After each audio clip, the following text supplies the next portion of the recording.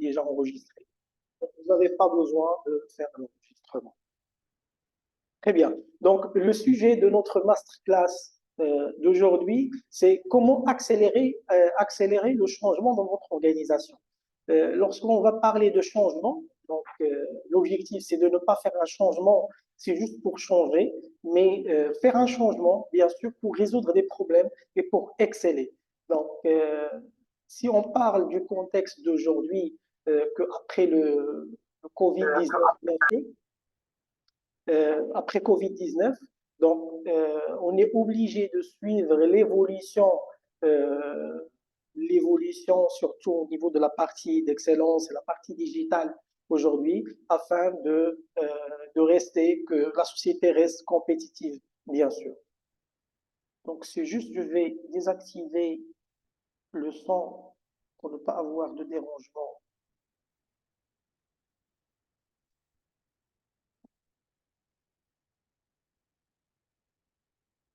Voilà, super. Donc, d'abord, je me présente. Je m'appelle Adil El Goumidi. Je suis le consultant manager du cabinet Agile 4.0. On est basé au Maroc, on est basé à Bruxelles et on est très présent, bien sûr, aussi dans des pays comme Burkina et aussi la Côte d'Ivoire. Donc, nous sommes bien sûr spécialisés au niveau de l'approche d'excellence opérationnelle. Donc, notre cabinet, il est spécialisé. Nous avons deux pôles, pôle accompagnement des projets d'excellence opérationnelle et nous avons le pôle, bien sûr, formation en ligne Sigma Excellence opérationnelle. Donc, on a travaillé avec un ensemble d'entreprises au Maroc, en Europe et dans d'autres pays comme la Côte d'Ivoire, Burkina, la Guinée, Congo, etc. Donc, on est présent à un ensemble de pays national et international. Donc, Agile, il est accrédité par l'organisme américain, CSSC, le Council for Six Sigma Certification. Donc, ça, c'est par rapport à la partie, ou bien par rapport au pôle formation, c'est-à-dire que nos certificats sont reconnus à l'échelle internationale euh, au niveau de l'ensemble des belts, white, yellow, green, black et master black belt.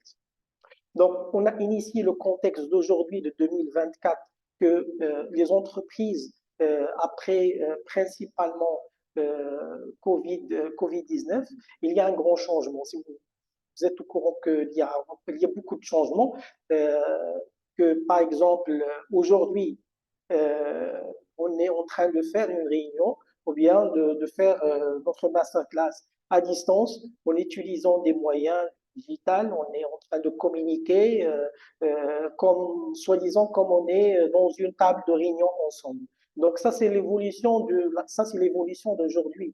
Bon, ça fait 5 ans, ça fait 10 ans, on n'accepte peut-être pas ça, on- ou bien on préfère pas de faire des formations à distance ou bien des meetings à distance, mais on préfère de faire du présentiel. Mais aujourd'hui, c'est normal. Donc la même chose au niveau de l'entreprise d'aujourd'hui. Leurs clients, ils ont accès à l'information, ils ont accès à un ensemble de produits ou bien de services similaires, ils ont accès au prix, etc. Donc les entreprises sont dans l'obligation d'être compétitifs, pas seulement au niveau national, mais au niveau aussi international.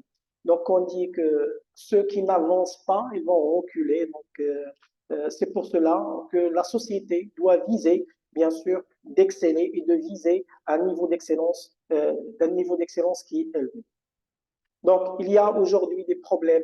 Les entreprises, elles ont un problème de visibilité, bien sûr, des problèmes de performance au niveau de leur processus achat, processus logistique, ou bien processus relation client, ou bien processus support, ou bien processus de pilotage. Les entreprises aujourd'hui, ils ont face à des problèmes aussi de délai, de respect de délai des clients. Donc, le client, aujourd'hui, il cherche d'acheter ou bien d'avoir un produit ou bien un service maintenant, pas demain. Il a besoin du produit maintenant. Donc, comment avoir cette force de frappe pour satisfaire et pour répondre aux besoins de clients. Ils ont face aussi, les entreprises d'aujourd'hui, un ensemble de gaspillage. On appelle ça en japonais les moda. On appelle ça les moda, donc c'est les gaspillages des gaspillages à l'intérieur de l'organisation. Ça peut être, nous avons du gaspillage de surproduction, ou bien on a du gaspillage d'intellect, on n'exploite pas les compétences des ressources que nous avons au niveau de l'organisation. Ça peut que nous avons des gaspillages du transport, ou bien du mouvement à l'intérieur de l'organisation, ou bien on a de la surqualité aussi considérée comme un gaspillage, ou bien on a des gaspillages comme des défauts, etc. Donc, on a ce contexte, ou bien ce problème, ou bien cette contrainte de gaspillage au niveau des organisations et aussi des coûts. Donc, lorsqu'on a des gaspillages, cela va impacter le coût de revient au niveau de l'organisation, va réduire la marge au niveau de l'entreprise et la société, s'il a une marge qui est faible, bien sûr, il ne peut pas être compétitif parce qu'il ne peut pas investir, bien sûr, au niveau au niveau de l'évolution de la société. Donc, on a un ensemble, ça c'est une partie, un ensemble des contraintes où les entreprises rencontrent ces contraintes au niveau de l'ensemble de flux, de l'amont à l'aval, et aussi au niveau de l'ensemble des processus support organisationnels ou bien les processus opérationnels ou bien les processus de management. Donc, c'est soi-disant, ces contraintes obligent, actuellement, on n'a pas le choix, on est dans l'obligation de faire un changement pour viser, bien sûr, un niveau de performance élevé. Lorsqu'on parle d'un niveau de performance, on doit d'abord, c'est-à-dire, lorsqu'on cherche à améliorer quelque chose, on doit d'abord mesurer notre position actuelle. Quel est le niveau de performance actuel que nous avons au niveau de notre banque ou bien de notre entreprise, s'il s'agit d'une société de production, ou bien d'administration, ou bien on est dans un port, ou bien on est dans une mine, etc. Donc, quel est le niveau de performance actuel de l'organisation? Donc, si on veut synthétiser un petit peu les niveaux de performance au niveau des organisations, on peut parler de 5 grands niveaux de performance. Donc, on a un niveau soi-disant d'émergence. On a un niveau soi-disant, c'est juste on travaille comme ça, sans objectif, sans chercher à satisfaire le client. Donc, on a une commande, on essaye de préparer, de livrer, etc., etc. Donc, un niveau de, soi-disant, qu'on travaille d'une manière aléatoire. Ça, c'est le niveau 0. Le niveau 1, par la suite, qu'on peut viser, ou bien qu'on peut trouver dans une entreprise, c'est le niveau de conformité. On est conforme, donc on est conforme par rapport à un standard. On a un standard, ça peut être par exemple un standard interne, on a une réglementation qu'on cherche, on est dans le secteur pharmaceutique, on a cette réglementation qu'on cherche à satisfaire, on a une norme, par exemple ISO, ça peut être qualité, sécurité, environnement, etc., qu'on cherche qu'on respecte pour rester conforme à ce standard de cette norme. Donc, on parle d'efficacité, pardon, on parle de conformité, on cherche d'être conforme par rapport à ces exigences. Par la suite, on doit chercher, si on est dans la conformité, on doit chercher le niveau de l'efficacité. L'efficacité, c'est d'être efficace. La société doit chercher à être efficace. Lorsqu'on dit efficace, c'est qu'on a des objectifs et on cherche à atteindre ces objectifs. Chaque processus au niveau de l'organisation, par exemple, on est au processus achat, on a des KPIs, et on cherche à être efficace par rapport à ces indicateurs. Efficace au niveau, par exemple, au niveau des coûts d'acquisition, on respecte les standards du coût d'achat,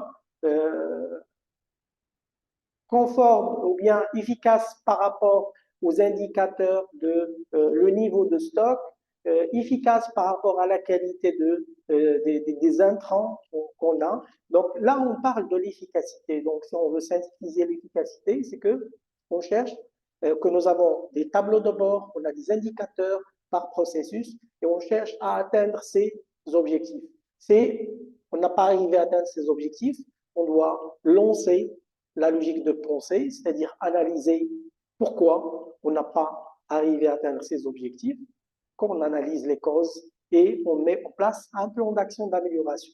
Donc là, on parle de niveau d'efficacité. Si on a ce système-là, c'est-à-dire un standard, des indicateurs de performance, on analyse les causes, on met en place des plans d'action.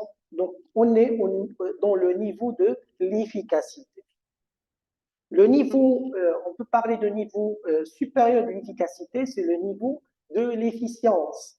Être efficient. Donc, l'efficience. Qu'est-ce qu'on va ajouter par rapport à ce qu'on a déjà au niveau de l'efficacité? C'est qu'au niveau de l'efficience, là, on va intégrer bien sûr l'aspect ressources. C'est qu'on cherche à atteindre nos objectifs et nos indicateurs de performance en optimisant les ressources qu'on exploite. C'est comme on a deux commerciaux, par exemple.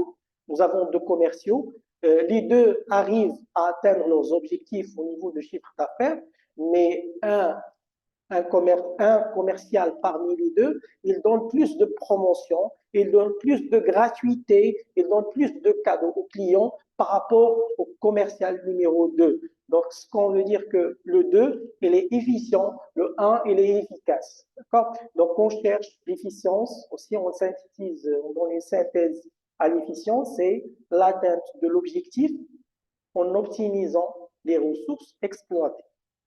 Donc, on a parlé de l'émergence, la conformité, conforme par rapport à un standard, l'efficacité. Nous avons un système de pilotage qui tourne et l'efficience, on cherche à atteindre les objectifs en optimisant les ressources exploitées et le niveau supérieur, on peut parler de l'excellence ou bien l'excellence opérationnelle, l'objectif de la thématique d'aujourd'hui. Donc, l'excellence opérationnelle, c'est le niveau supérieur. Donc, on peut être conforme, on peut être efficace, on peut viser l'efficience, d'accord, en utilisant des outils standards, les outils de la qualité, les outils d'amélioration continue simple, le PDCA, le plein, le do, le check, le hack, la standardisation. On peut atteindre ce niveau d'efficience. Mais pour aller vers l'excellence, on a besoin des outils qui sont puissants. Donc là, on parle de l'approche d'excellence opérationnelle. Là, on utilise principalement Lean Six Sigma. Lean Six Sigma, c'est notre spécialité, bien sûr, qu'on fait.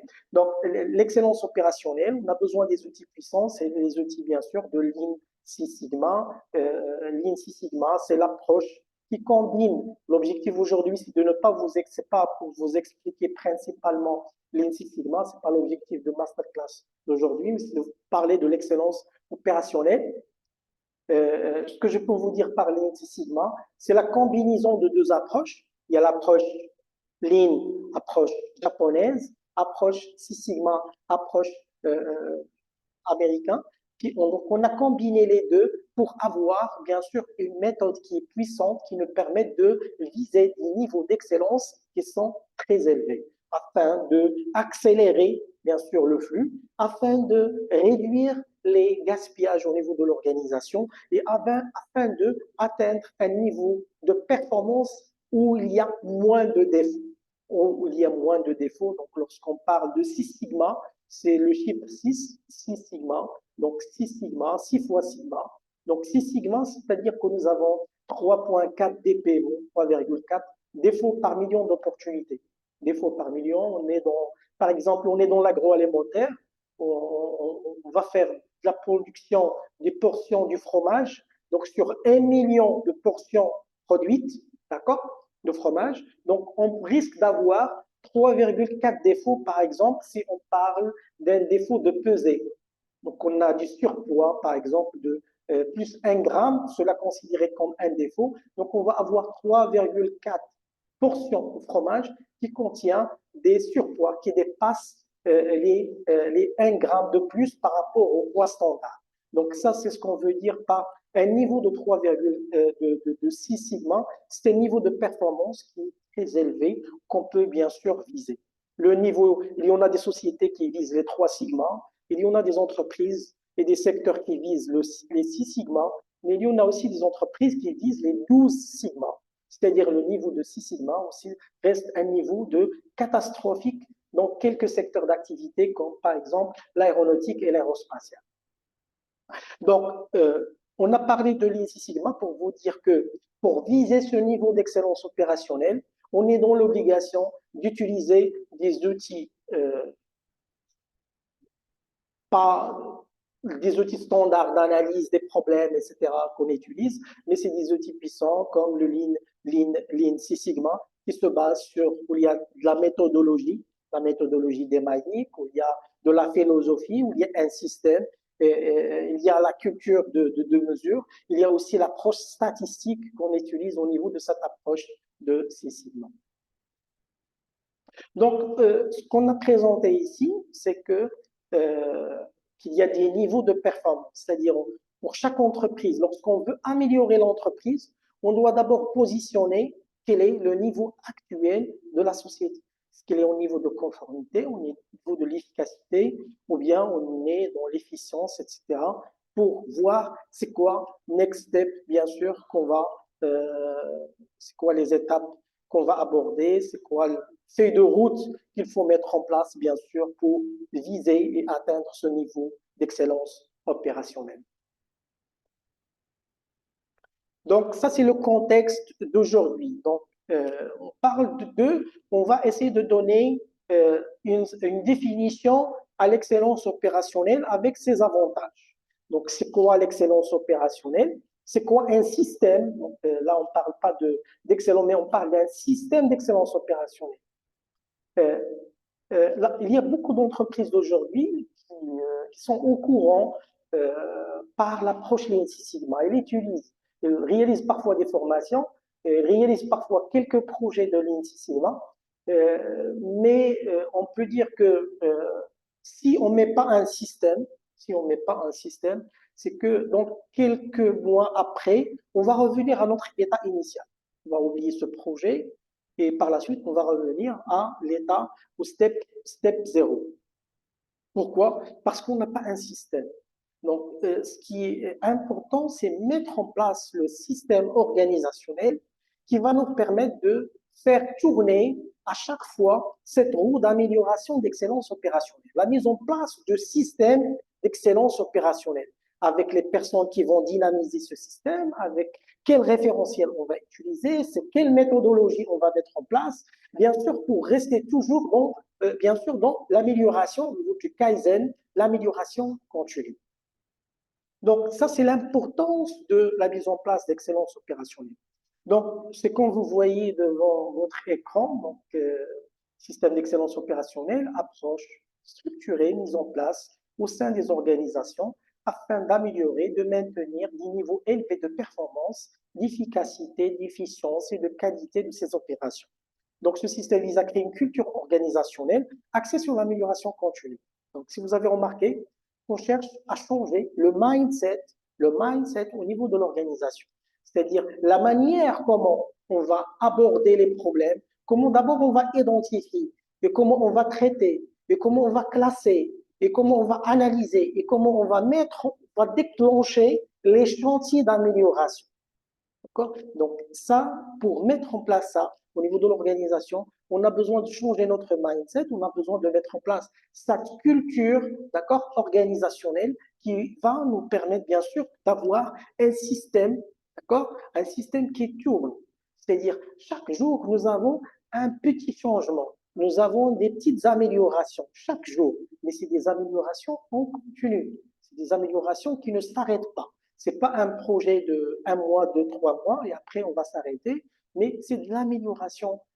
C'est ça l'objectif de la mise en place de systèmes d'excellence opérationnelle. Donc on cherche bien sûr à maximiser les VA. On parle de VA. VA, c'est la valeur ajoutée. Donc au niveau de chaque société, on doit répondre à cette question. C'est quoi la valeur ajoutée? Ça, c'est très important. Ça m'arrivait, moi, de poser cette question dans des entreprises. La réponse qu'il va vous donner le directeur général, c'est pas la même réponse que tu vas avoir d'un responsable d'exploitation, ou bien d'un directeur d'achat, ou bien de ressources humaines, etc. Donc, la réponse va changer, c'est-à-dire on n'a pas le même standard de compréhension de la valeur ajoutée de l'entreprise.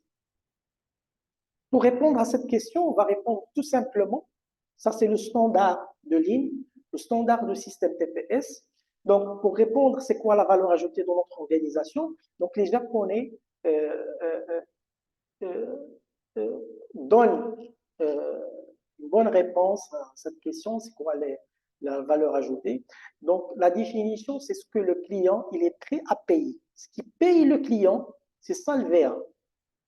Qui paye votre client, cela représente la valeur ajoutée. Je suis en train de produire, par exemple, je dis n'importe quoi, des smartphones, je fabrique des smartphones. Donc, les smartphones, le client achète le smartphone. Donc, tout ce qui est en relation avec la chaîne de valeur et qui apporte un plus directement au smartphone, cela représente une valeur ajoutée. Un autre exemple, dans la partie service, dans une banque, je fais une demande de crédit. Tout ce qui est en relation avec ma demande de crédit, depuis la réception du dossier, le traitement, l'analyse, le contrôle, etc. Tout ce qui est en relation, qui apporte un traitement, un plus par rapport à ma demande de dossier de crédit, cela représente une valeur ajoutée. Tout le reste, on peut le qualifier en deux catégories. Il y a deux autres catégories. Il y a la valeur ajoutée, les VA. Il y a les NVAE. Si ce n'est pas VA, donc automatiquement, ça peut être, je vais passer au stade 2. NVAE.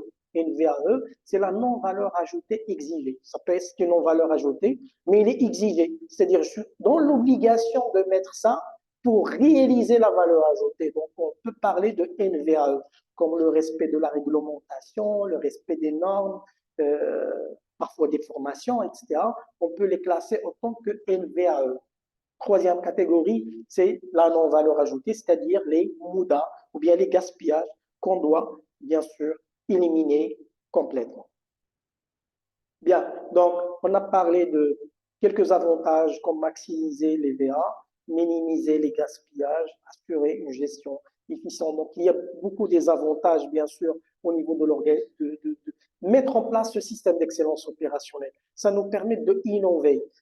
Mettre en place un système d'excellence opérationnelle, ça nous permet d'être concurrentiel, ça nous permet d'être vivant. Donc la société aujourd'hui, il faut faire très attention aujourd'hui. Donc, si on n'est pas vraiment, si on n'améliore pas, si on n'innove pas, donc on risque de se disparaître, de mourir, c'est-à-dire la société risque de fermer ses portes au bout de, ça peut être quelques années ou bien quelques mois. Donc, on est dans l'obligation, donc les entreprises aujourd'hui, les services aujourd'hui, les banques, les mines, les organisations, les administrations, ils sont dans l'obligation de avoir pas seulement des personnes qui travaillent dans la partie opérationnelle, qui font de l'exécution, mais ils ont besoin de plus par rapport à ça. Ils ont besoin de personnes qui vont, bien sûr, réfléchir, et innover, chercher les problèmes, accélérer, se concentrer sur les VA, réduire les gaspillages, avoir une bonne véhicule concurrentielle,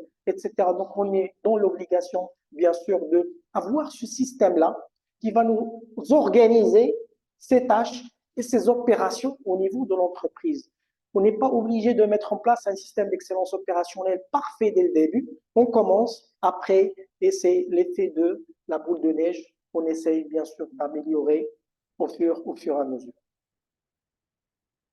Bien, donc parmi les pourquoi mettre en place un système d'excellence, donc c'est ce que j'ai expliqué, la mise en place d'un système d'excellence dans des entreprises peut apporter plusieurs avantages.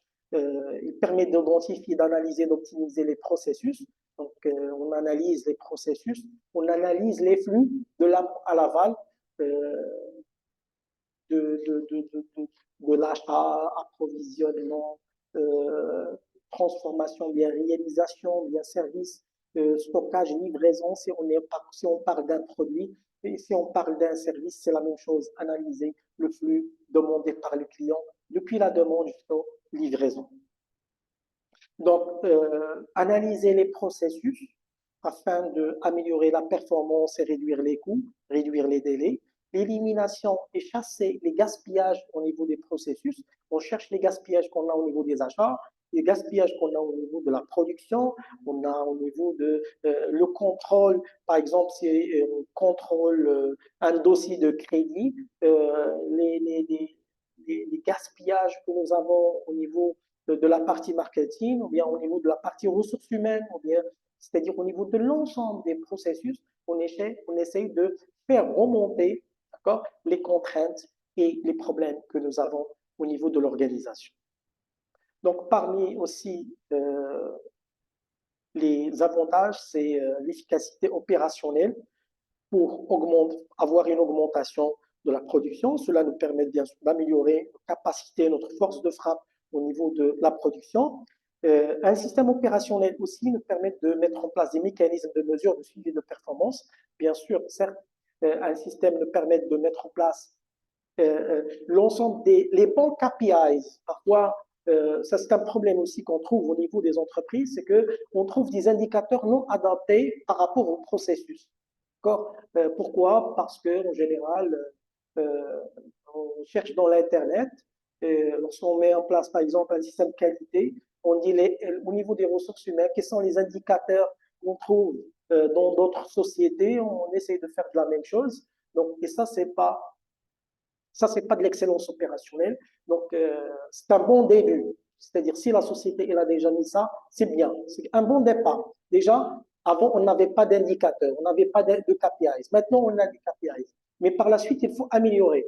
Donc, au niveau de l'excellence opérationnelle, d'abord, pour déterminer un indicateur, ce qu'on fait, c'est en général, on pose la question au niveau du processus, c'est qui votre client? Les ressources humaines, c'est qui votre client? Ça peut être un client interne. Donc, par exemple, mes clients internes, c'est l'ensemble des services au niveau, par exemple, de recrutement, au niveau de la préparation de la paie, etc. Donc, quels sont vos clients? C'est quoi la valeur ajoutée demandée par le client? C'est quoi un défaut pour ces clients? Lorsqu'on pose ces questions-là et on essaye aussi de faire revenir en arrière par rapport aux réclamations remontées par ces clients, donc, cette analyse me permet de déterminer, bien sûr, c'est quoi un défaut et c'est quoi l'indicateur qui va nous permettre de mesurer ces défauts. D'accord?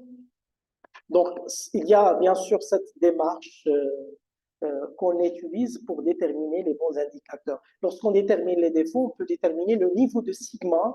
Donc là, maintenant, on parle de sigma. On détermine le niveau de sigma du processus. Quel est le niveau de sigma du processus RH? Quel est le niveau de sigma du processus marketing?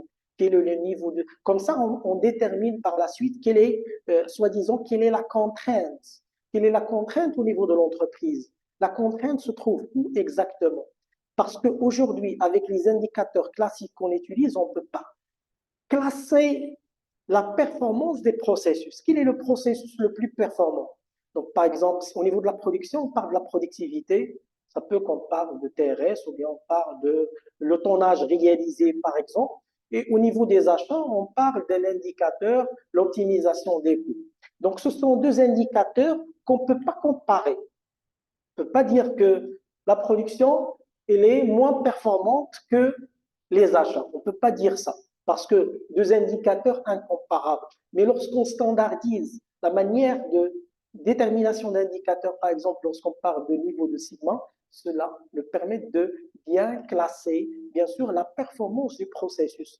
Et l'objectif de ça, c'est pas de déterminer quel est le pilote le moins performant. Non, c'est pas du tout ça. Mais on détermine quel est le maillon qui a besoin, bien sûr, au niveau de la chaîne, quel est le maillon qui a besoin de plus d'initiatives d'amélioration. On détermine par la suite les initiatives d'amélioration. C'est ça un système. Un système d'excellence opérationnelle, c'est comme vous êtes en train de regarder, par exemple, un scénario. Donc, un scénario que vous répétez à chaque fois, qu'on répète à chaque fois, qui est réel, qui est propre à notre organisation et qui touche directement, bien sûr, notre client.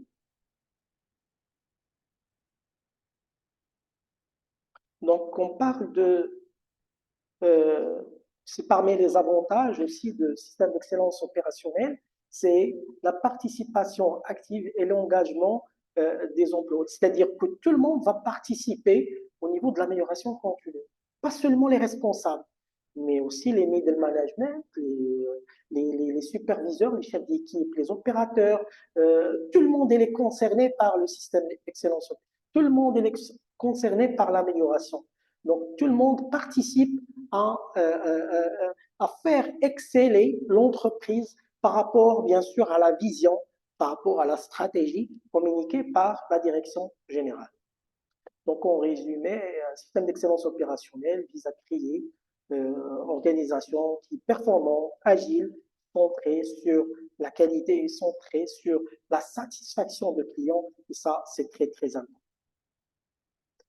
Pourquoi c'est très important? Parce que va nous permettre de rester, bien sûr, concurrentiel sur le marché.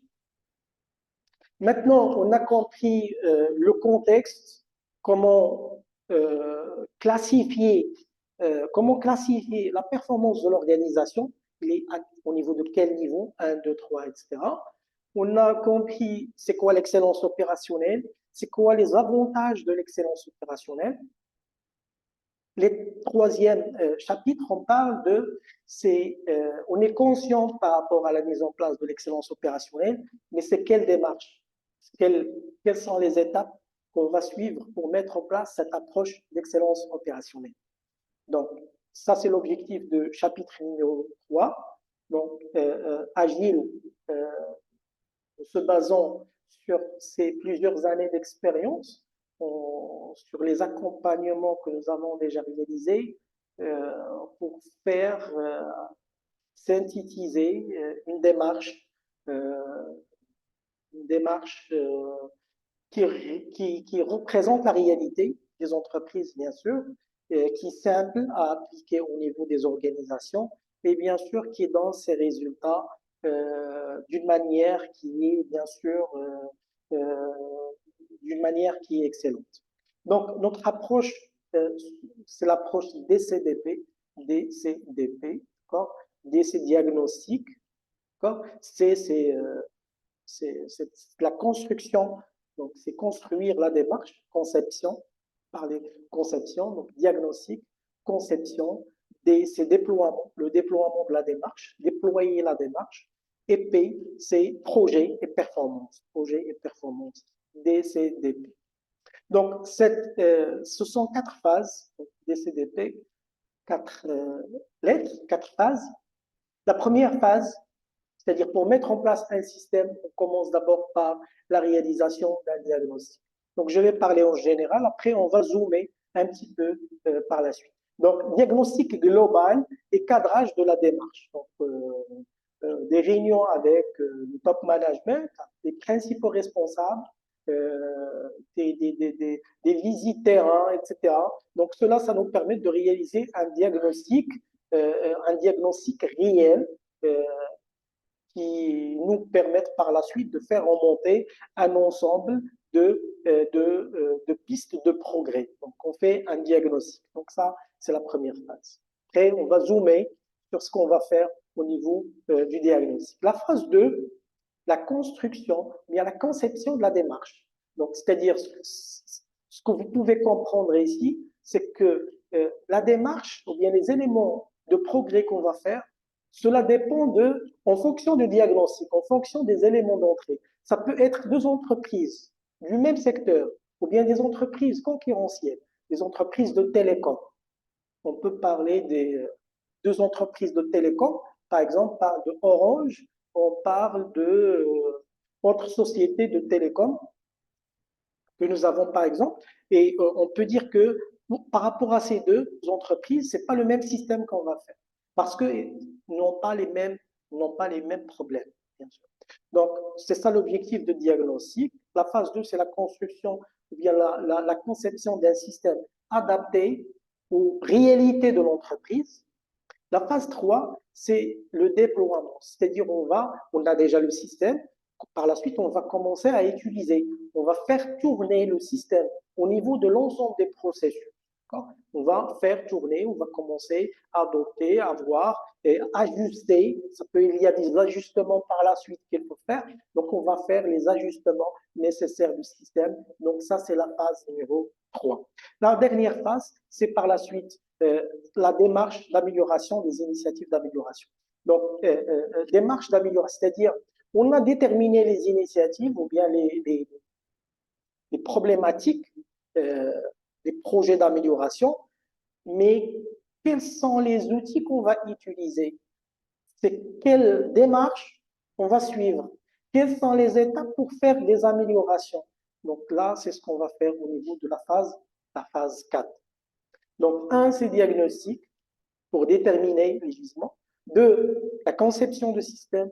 Trois, on commence à faire tourner la partie amont d'amélioration, faire déployer la partie amont. Et les éléments de sortie de cette phase, c'est bien sûr, c'est les initiatives. La phase 4, c'est qu'on va utiliser des démarches Lean Six Sigma pour faire des améliorations. On va essayer de zoomer un petit peu, étape par étape. Donc, la première phase, c'est le diagnostic global, le cadrage de la démarche. Comme j'ai signalé, il y a bien sûr des réunions à réaliser au niveau de l'organisation, des visites, des visionnages, euh, retour aux indicateurs, retour à l'historique des réclamations, etc., etc. Donc, on va analyser tous ces éléments-là afin de voir quelle est la performance. On détermine la performance. Donc, cerner la définition de la performance vue par votre structure, ses employés, ses clients et ses actionnaires. Donc, on a parlé de les niveaux de performance, conformité, efficacité, efficience, excellence. Lorsqu'on veut dire être excellent, le directeur général, parfois, on trouve ça dans les discours des DG. Au niveau de la stratégie, vous allez trouver axe stratégique numéro 3, c'est on cherche l'excellence opérationnelle, être excellent, une société excellente. Donc là, ce qu'on va demander ici, c'est transformer cette phrase en formule mathématique. Oui, en formule mathématique. Pourquoi en formule mathématique? Pour mesurer. Parce que ce qu'on ne mesure pas, on ne peut pas par la suite l'améliorer. Donc, ça veut dire quoi? Être excellent pour votre entreprise. D'accord? Et par rapport à votre stratégie, ça veut dire quoi être excellent? D'accord? Donc, on essaye de creuser à l'intérieur du cerveau, d'accord? Du mindset de la direction générale, et du staff, etc., du groupe, etc. Ça veut dire quoi être excellent? Donc, en fonction de ça, on détermine la formule mathématique, d'accord, qui est visée par l'organisme. Ça veut dire quoi être excellent. Donc, ça, c'est le 1. Parce que si on n'a pas bien compris, pourquoi ça, c'est très important? Parce que vous pouvez dire être excellent, on trouve ça parfois, comme j'ai dit, dans des stratégies d'entreprise, et on trouve ça pendant la première année, les 5 premières années, après 10 ans, on trouve la même chose, etc. Est-ce que vous avez arrivé à atteindre votre niveau d'excellence? Elle va vous dire pas encore, ou bien on est proche, ou bien, mais réellement, c'est-à-dire elle va vous donner un jugement qualitatif, pas précis, pas avec des indicateurs palpables, etc.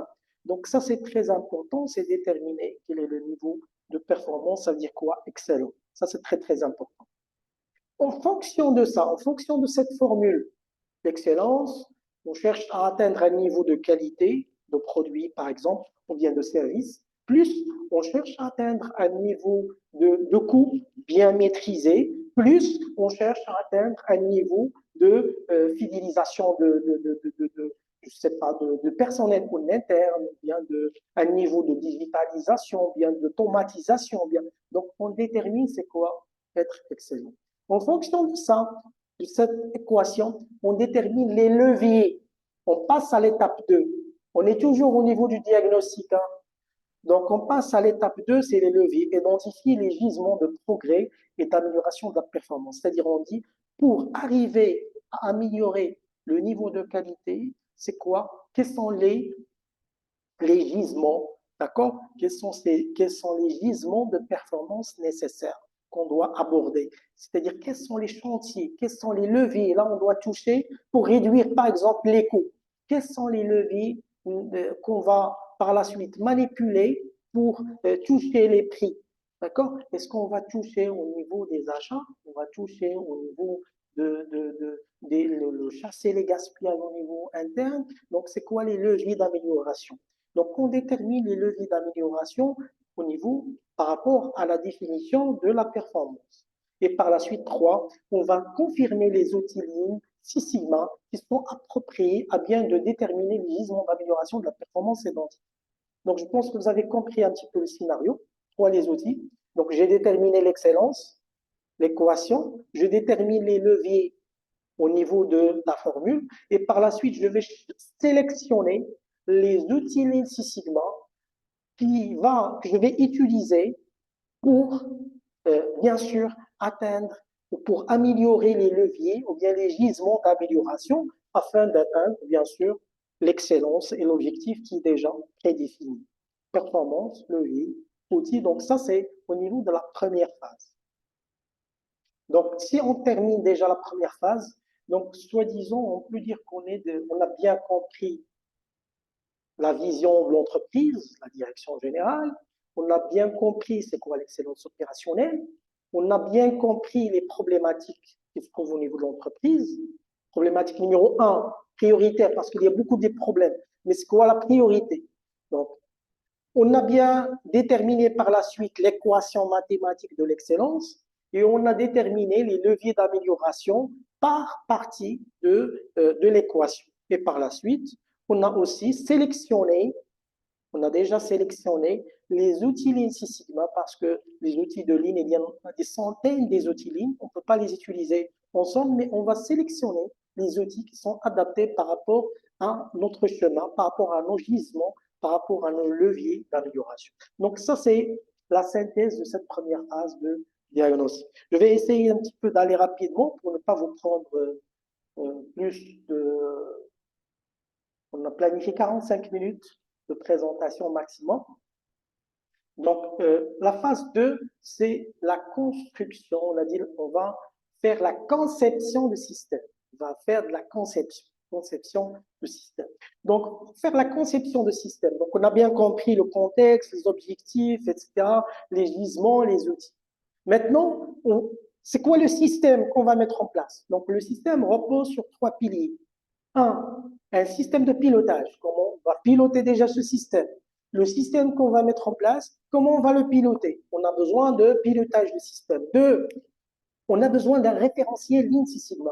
C'est-à-dire, lorsque je veux mettre en place ma vaisselle, c'est quelles sont les étapes, c'est quoi les objectifs, comment je vais faire, quel canevas je vais utiliser, quel template, quelles sont les analyses que je dois réaliser. Donc ça, c'est le référentiel Lean, le standard Lean qui est adapté à notre approche. Lorsque je veux chasser les gaspillages au niveau des approvisionnements, par exemple, donc quels sont les gaspillages, quel template je vais utiliser, comment je vais l'analyser, où je vais les reporter, où je vais les mettre, etc. Donc ça, on appelle ça le référentiel, un référentiel Lean Six Sigma. Donc, pilier, un système de pilotage. Comment on va piloter l'organisation? 2, référentiel. 3, communauté Lean. Communauté Lean, c'est-à-dire les pilotes qui vont piloter, qui vont dynamiser le système. Les pilotes des processus, les copilotes des processus, c'est qui le PMO, qui est responsable de ce système, etc. Donc, tout le monde, bien sûr, est concerné. On a besoin de communauté. C'est pas comme le système qualité, on a un responsable qualité qui va tout faire. Non, tout le monde est concerné. On a l'organisation, pour cela on parle de l'organisation BELT. Donc, par exemple, ici, vous avez un système organisationnel, on a des champions, on a des project leads, on a des project sponsors, on a des personnes certifiées, white, yellow, etc., qui vont par la suite piloter et dynamiser, bien sûr, ce système organisationnel dit BELT. Bien sûr, chaque niveau de performance, chaque BELT a chaque personne certifiée, par exemple, si je parle du Yellow Belt, il a des rôles, il a des responsabilités. Green Belt, il a des rôles, il a des responsabilités. Black Belt, c'est un pilote de processus. Ça peut être un responsable, par exemple, achat. Mais aussi, il est Green Belt ou bien il est Black Belt. Donc, il a des rôles, il a des responsabilités, etc. Et même la direction générale, ils ont des rôles, ils ont des responsabilités. Donc, chaque niveau correspond à un socle de compétences, à des fonctions bien maîtrisées. Là, ça, c'est la phase 2, c'est-à-dire la partie communauté. La phase numéro 3, c'est dynamiser, on utilise le système. On commence, on a déjà fait la conception, le système il est là, c'est-à-dire on a déjà un référentiel ligne, on a déjà un système de pilotage et on a déjà, bien sûr, communauté ligne. Maintenant, on va commencer, bien sûr, à faire tourner, à utiliser ce système qu'on a déjà, bien sûr, réalisé. Donc, ce qu'on va faire, on va, au niveau de cette phase 3, faire tourner le système d'excellence opérationnelle. On parle principalement de 4 phases qu'on va faire à chaque fois. C'est comme le PDCA. Donc, c'est 4 phases. Un autodiagnostic par processus. Donc, c'est communauté ligne qui vont autodiagnostiquer leur processus et les autres processus. Ils vont travailler ensemble. Des autodiagnostics des processus. Des workshops d'idéation. Donc, après l'autodiagnostic, on va faire sortir des idées d'amélioration, des pistes d'amélioration qui correspondent à quoi? Toujours, il correspond, bien sûr, par rapport à ce qu'on a défini au niveau de l'excellence, par rapport à l'équation mathématique. On va toujours rester au niveau de la contrainte, de l'organisation, au niveau de l'objectif visé par la direction générale. Ça, c'est très important. Donc, workshop d'idéation, cadrage, ces idées, ces projets, et par la suite, le pilotage est suivi. Comment on va piloter, comment on va suivre ces projets. Donc, on va faire des autodiagnostics, on va faire par la suite des workshops pour faire sortir les idées d'amélioration par rapport aux problèmes identifiés au niveau des autodiagnostics. On va par la suite cadrer ces lancements, cadrage et lancement de ces idées, de ces initiatives, et on va piloter ces initiatives. Le pilotage de ces initiatives, c'est-à-dire des réunions de coordination, soit hebdomadaires, des focus, etc., qui nous permettent de dynamiser ce système d'organisation. C'est la phase 3. L'élément de sortie de la phase 3, c'est que on a diagnostiqué les processus, on a fait sortir les idées, on a cadré et on a un système de pilotage. Mais on n'a pas maintenant commencé, on n'a pas encore la démarche qu'on va utiliser pour faire les améliorations de ces initiatives d'amélioration. Donc, les initiatives d'amélioration, les éléments qu'on va, bien sûr, la démarche qu'on va utiliser, c'est ce qu'on va voir au niveau de phase 4. Donc, cette slide, c'est juste pour vous expliquer, comme j'ai signalé, qu'il s'agit d'une roue, c'est-à-dire la phase 3. À chaque fois, on va refaire ça. Il y en a des entreprises qui tournent cette roue une fois par an, c'est-à-dire, par exemple, en 2024, on va faire sortir les chantiers d'amélioration de 2025.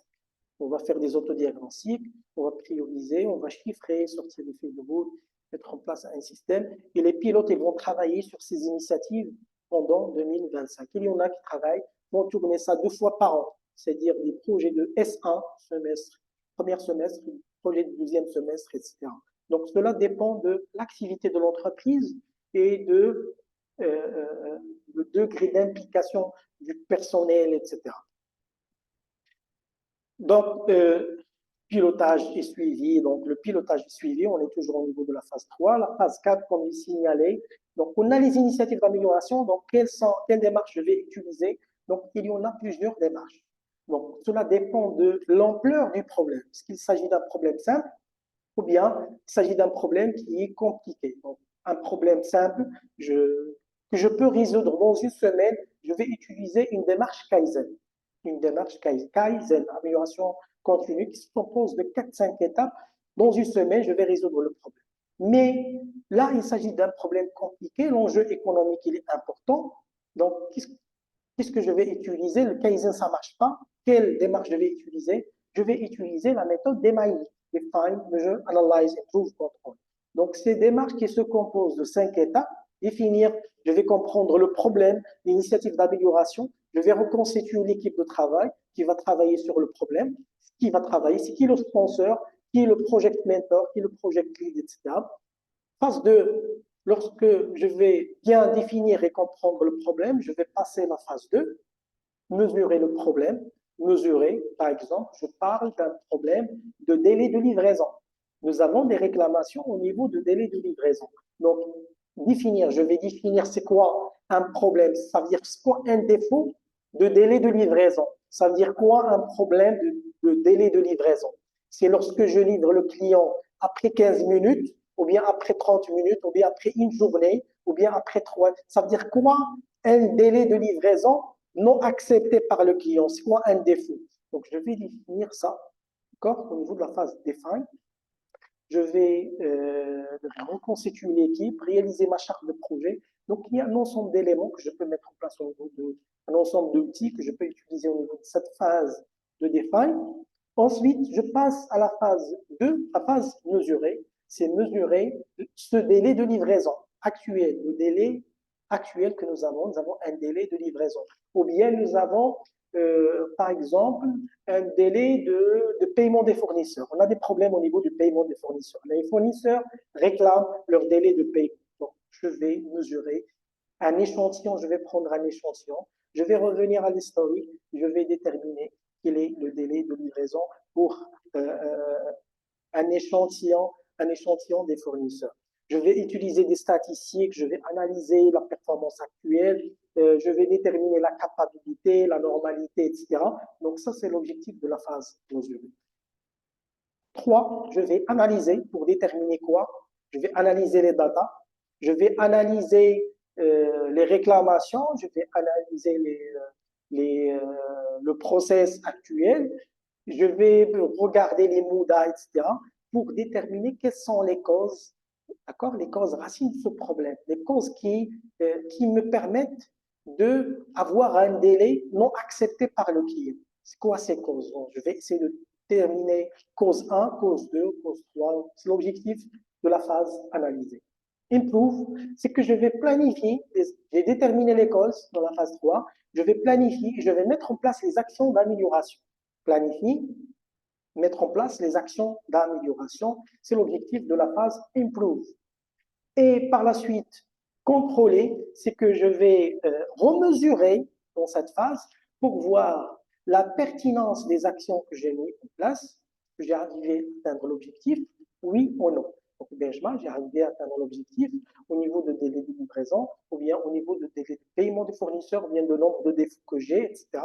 Donc, je vais voir est-ce que les actions que j'ai mises en place étaient efficaces ou bien non. Si oui, je dois stabiliser la solution pour ne pas revenir à la situation initiale. Mettre en place, nous avons des outils statistiques, via des logiciels comme les Minitab, nous avons des outils lignes qu'on peut utiliser pour stabiliser la solution. Donc, si les solutions que j'ai mises en place n'étaient pas efficaces, qu'est-ce que je dois faire?